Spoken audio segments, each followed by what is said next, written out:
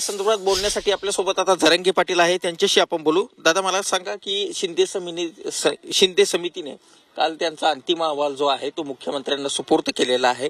आज मुख्यमंत्री हा जो अहवाल आहे तो विधिमंडळामध्ये मांडण्याची शक्यता आहे, त्यावर उत्तर देण्याची शक्यता आहे. या उत्तरातून तुम्हाला काय अपेक्षित आहे मुख्यमंत्र्यांच्या?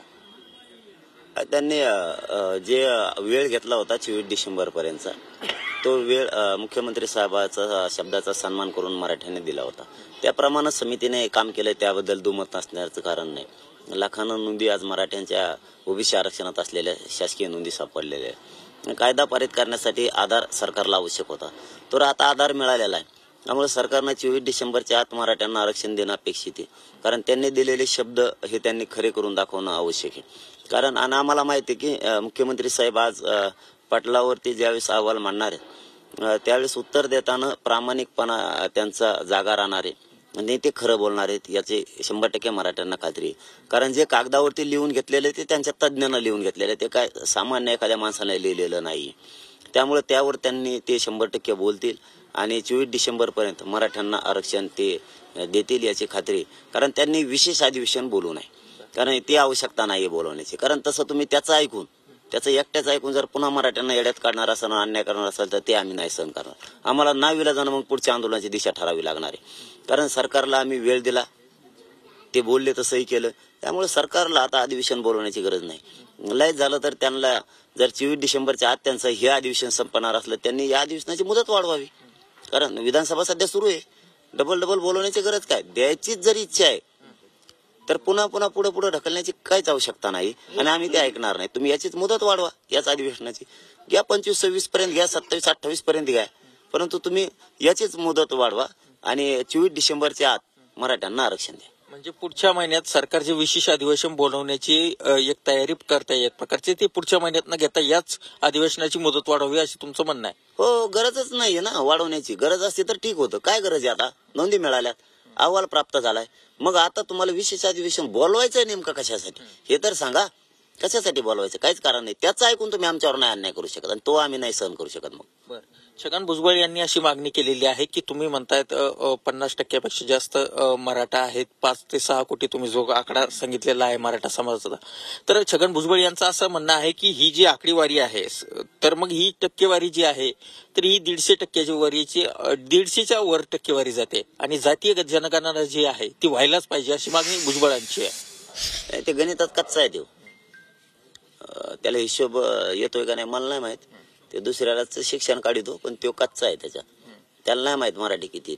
मोजून बघ म्हणा, तो पुढे हयात जाईल मराठी किती. तुला फुकट खायची सवय लागलेली, याचं आरक्षण खाय त्याचं आरक्षण खाय.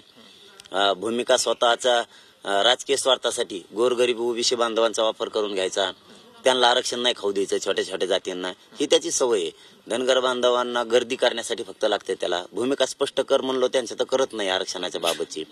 आता धनगर बांधव सामान्य आणि सामान्य वंजारी बांधव किंवा सामान्य ओबीसी बांधवांच्या लक्षात आलं हे राजकारणी मनुष्य, ह्यो आपल्याला गोल फिरून त्याचा स्वार्थ साधून घ्यायला लागलाय, त्याच्या केसेस मागं करून घ्यायला लागलाय.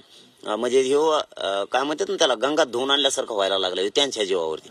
आणि त्यांचे लेकर अशीच उपाशी मारणार आहे. भूमिका तर त्यांच्या आरक्षणाची स्पष्ट करत नाही, त्यामुळे त्याला सगळ्यांनी ओळखलं हे काय. त्यामुळं त्याचं ऐकून फक्त सरकारने मराठ्यावर अन्याय करायचा नाही. नसता मग आम्हाला सुद्धा काही मर्यादा आहेत. आमचा नाविलाज, आम्हाला पुढचं आंदोलन घोषित करावं लागणार आहे. काल शिंदे समितीनं जो अहवाल मुख्यमंत्र्यांना दिला, त्यांना सुपूर्द केला, त्यानंतर संध्याकाळी भुजबळ आणि मुख्यमंत्र्यांची सुद्धा बैठक झालेली आहे मुख्यमंत्र्यांच्या निवासस्थानी. ही गोपनीय बैठक असल्याचं बोललं जात आहे. नेमके कशा संदर्भात झाली असेल आणि सरकार आता यावेळेला सुद्धा छगन भुजबळ यांचं ऐकेल असं तुम्हाला म्हणणं आहे का?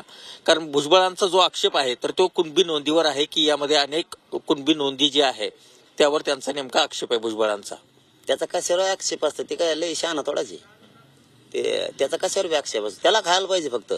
कोणाचं छोट्या त्यांच्याच ओबीसीतल्या जातीतलं आरक्षण खाय, स्वतःचा राजकीय फायदा करून घे, ते कशावर आक्षेप घेतो देव. आणि त्याची कशासाठी बैठक झाली हे मला नाही माहित. आणि ते घेतलं तरी आमचं काय त्याच्यासारखं पोट दुखण्याची काय गरज नाही. त्याचं कशात दुखत होतं आवाज, परंतु आम्ही आता ऐकणार नाही. तुम्ही जर त्याचं ऐकून त्यालाच जर महत्व देणार असलात तर सरकारने त्याच्याच गळ्यात हात टाकून हिंडायचं. मग मराठी दारात नाही उभा राहू देणार तुम्हाला. कारण इथं आमच्या लेकरांच्या आयुष्याचा प्रश्न झालेला आहे. आमचे लेकरं मोठे करायचे हे मराठ्यांच्या डोक्यात. त्यामुळे आम्ही त्याचं ऐकून जर आमच्यावर अन्याय केला तर पुढच्या आंदोलनाची दिशा नाविलाजानं आम्हाला ठरवावीच लागणार आहे. याच्यावर सरकारनं गांभीर्याने लक्ष द्यायचं. तुम्हाला जर त्याच्याच पुढं करून मराठ्यावर अन्याय करायचा तर मग त्याचे परिणाम सुद्धा तुम्हाला दारात नाही मराठा उभा राहू देणार, हे तुम्ही पक्क लक्षात ठेवावं. अंतिम मागणी काय आहे? कारण अधिवेशन थोडे दिवस राहिलेलं आहे आणि सरकारची तयारी जी आहे ती पुढच्या महिन्यामध्ये विशेष अधिवेशन घेण्याची सुरू आहे. शेवटची मागणी हीच की मुख्यमंत्री साहेबांना प्रामाणिकपणा दाखवावा आणि ते दाखवतील सुद्धा. आपल्या कागदावरती तुमच्या तज्ज्ञांना जे लिहून घेतले त्याप्रमाणे तुम्ही बोलावं, उत्तरही द्यावं. आणि तुम्ही 24 डिसेंबर पर्यंत 2 महिन्याचा वेळ घेतला होता.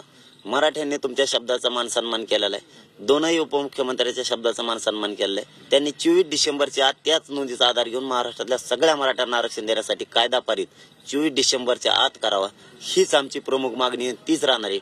आम्ही ओबीसीतच आरक्षण घेणार याच्यावर आम्ही ठाम आहेत. आणि तुम्ही जर 24 डिसेंबर पर्यंत नाही दिलं तर नाविलाजानं आम्हाला पुढच्या आंदोलनाची दिशा ठरावीच लागणार आहे. त्यानंतर मात्र आम्ही सरकारचं मग ऐकणार नाही.